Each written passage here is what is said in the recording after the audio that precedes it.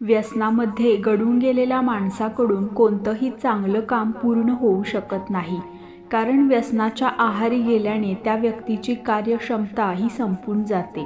त्याच्या विचारशक्तीला पांगळेपणा येतो.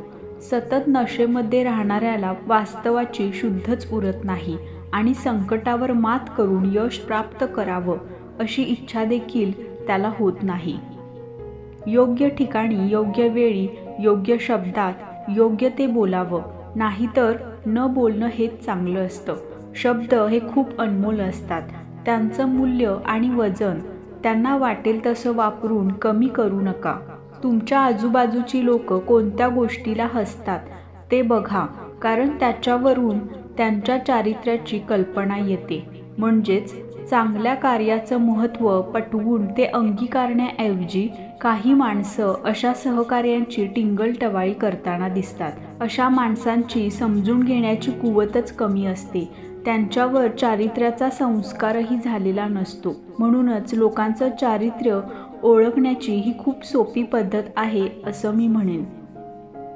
आपला जगाबद्दलचा दृष्टिकोन आपणच घडवत असतो. आपली मनस्थिती जशी असेल तशीच परिस्थिती आपल्याला दिसत असते, जाणवत असते.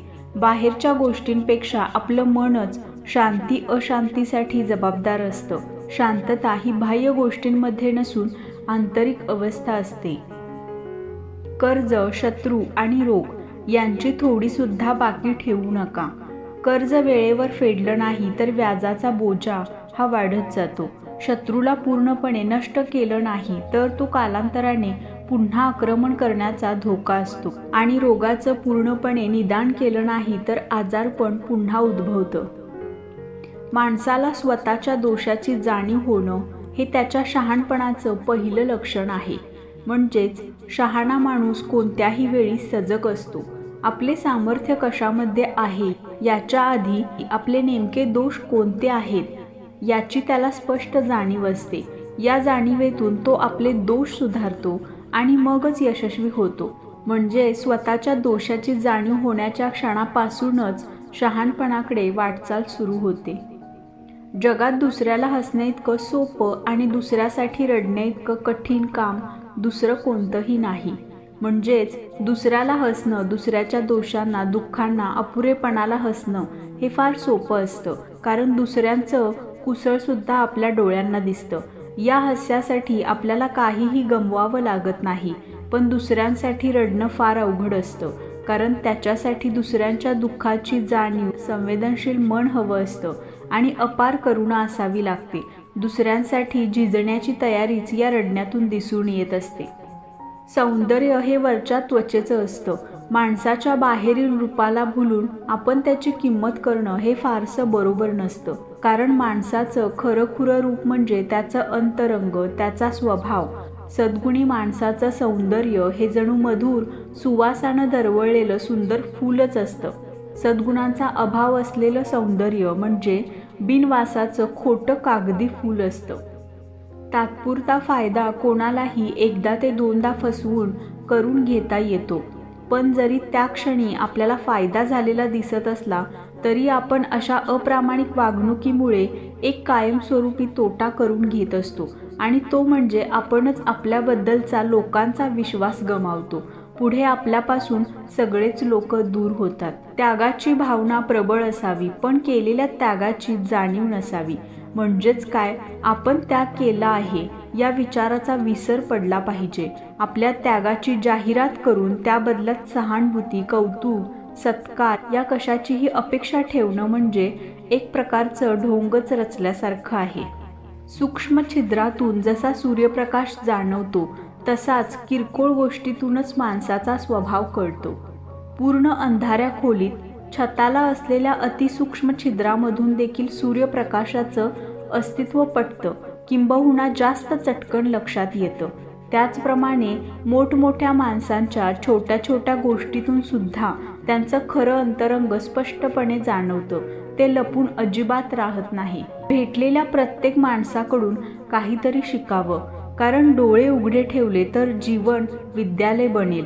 ज्याला शिकायची भूक आहे तो प्रत्येक व्यक्तीपासून आणि घटनेपासून काहीतरी शिकत असतो, घेत असतो. तो कसा मिळवायचा हे ज्याला समजतं त्याला ज्ञान प्राप्त होतं आणि ह्या पद्धतीने जो शिकेल तो जीवनामध्ये सर्व काही शिकू शकतो। सामान्य लोक आपला वेळ कसा घालवावा याचा विचार करत असतात, पण बुद्धिमान लोक त्याचा उपयोग करण्याचा प्रयत्न करतात। म्हणजेच वेळ ही अत्यंत चंचल गोष्ट आहे, पण तिचं मूल्य व्यक्तीनुसार बदलतं। काही व्यक्ती इतक्या रिकाम्या टेकड्या असतात की त्यांचा वेळ जाता जात नसतो। वेळ घालवण्यासाठी काय काय करावं हेच बिचाऱ्यांना समजत नसतं। त्याचवेळी कर्तृत्ववान, बुद्धिवान, विचारी माणसं आपल्या पुढे उभे असलेले कामाचे डोंगर उपसण्यासाठी वेळेचं जास्तीत जास्त नियोजन करू पाहतात। ज्याने वेळ वाया घालवला त्याच्याजवळ गमवायला काहीही उरत नाही। विचारी माणसांसाठी जगातील सर्वात मौल्यवान संपत्ती म्हणजे वेळ असते, कारण वेळेचा योग्य उपयोग करून असा माणूस सर्व प्रकारची सुख समृद्धी प्राप्त करून घेऊ शकतो। मात्र जो मनुष्य वेळ वाया घालवतो तो जणू आपल्या सुख समृद्धीची गुरुकिल्लीच हरवून बसतो। वर्तमान काळ वाया घालवून आपण सर्वच काळ वाया घालवतो। भूतकाळ हा इतिहास जमा झालेला असतो, तो मृत असतो आणि भविष्यकाळ कसा असेल याची आपल्याला पूर्णपणे खात्री देता येत नसते। माणसाच्या हातामध्ये केवळ सध्या जगत असलेला क्षण इतकेच काय ते वास्तव असतं। असा वर्तमान क्षण वाया घालवणं म्हणजे सगळाच काळ व्यर्थ दवडणं असतं। कोणत्याही भव्य मोठ्या गोष्टी घडण्याच्या आधी अगदी छोट्या असतात। गंगेचा उगम लहान लहान थेंबांनीच होतो। वटवृक्षाचा जन्म होताना बीजांकुर इतका लहान असतो की दिसत सुद्धा नाही। छोट्या छोट्या ठिणग्यांपासून पुढे मोठा वणवा जन्माला येतो। आपले शब्द हे आपल्या विचारांचे कपडेच असल्याप्रमाणे आहेत। आपलं व्यक्तिमत्व सभ्य, सुंदर, आकर्षक दिसावं यासाठी आपण कपड्यांची किती काळजीपूर्वक निवड करतो। ते स्वच्छ, मोहक, रंगसंगतीतले, उत्तम प्रतीचे, व्यवस्थित इस्त्री केलेले असे वापरतो। त्याचप्रमाणे आपले विचार लोकांनी स्वीकारण्यासाठी योग्य, चांगले, आकर्षक, परिपक्व शब्द वापरावेत, म्हणजेच विचारांचे व्यक्तिमत्व अगदी खुलून दिसतं। मित्र निवडण्याची संधी आपल्याला असते आणि ही एक भाग्याची गोष्ट आहे, कारण आपण आपल्याला हव्या त्या व्यक्तीला मित्र बनवू शकतो। नातेवाईक मात्र जन्माने वा संबंधांनी लादले गेलेले असतात, ते निवडता येत नाहीत। त्याचप्रमाणे लेखक आणि त्यांची पुस्तके निवडावी। हे लेखक व त्यांची पुस्तके म्हणजेच आपले लांबचे मित्रच असतात। त्यांची निवड अगदी चोख असावी। वाहत्या नदीत चैतन्य असतं, साचलेल्या डबक्यातलं पाणी मृत समजलं जातं। वाहत्या नदीतली घाण, कचरा वाहून निघून जाते, तर ताजं स्वच्छ पाणी सतत प्रवाहात राहिल्यानं ती नदी पवित्र मानली जाते। त्याचप्रमाणे जो साधू पुरुष आयुष्यभर भ्रमण करतो, निरनिराळ्या जनसमूहांना भेटतो, जीवनाला सामोरं जातो, त्याला पवित्रता प्राप्त होते, कारण अशा भ्रमंतीनं त्याच्यातील असार गोष्टी निघून जातात व निखळ चैतन्य त्याच्या अंगी उरतं। सगळ्यात वाईट काय असेल तर आपल्या वाईट गुणांना चांगलं समजणं किंवा आपल्यामध्ये अवगुण आहेत हेच नाकारणं। दोष हे सुधारता येतात, पण त्याआधी ते पाहणं आणि ते लक्षात घेणं जास्त आवश्यक असतं। जीवनामध्ये संकट तर येणारच, त्यांना सामोरं जायला हवं। त्यांचा सामना केला की आपली सहनशक्ती वाढते, मन खंबीर बनतं। त्याच्यापासून पळायला जर लागलो तर ती जास्तच पाठीशी लागतात। संकट नकोत या मागणीपेक्षा ती सोसण्याचं सामर्थ्य मिळवणारी देवाकडे नेहमी प्रार्थना करावी, आणि कुंतीने श्रीकृष्णाजवळ अशीच प्रार्थना केली होती। जीवनातील प्रत्येक क्षण महत्त्वाचा असतो। कुठल्याही क्षणाचं मूल्य दुसऱ्यापेक्षा कमी किंवा जास्त नसतं।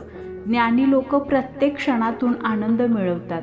थेंबाथेंबानं सागर बनतो, थेंबाथेंबानं जीवन बनत असतं। जो प्रत्येक क्षणाचा लाभ करून घेतो त्याचं जीवनच लाभदायक होतं। हा व्हिडिओ ऐकल्यानंतर तुमच्या विचारांमध्ये थोडासा जरी बदल झाला असेल तर व्हिडिओला एक लाईक नक्की करा।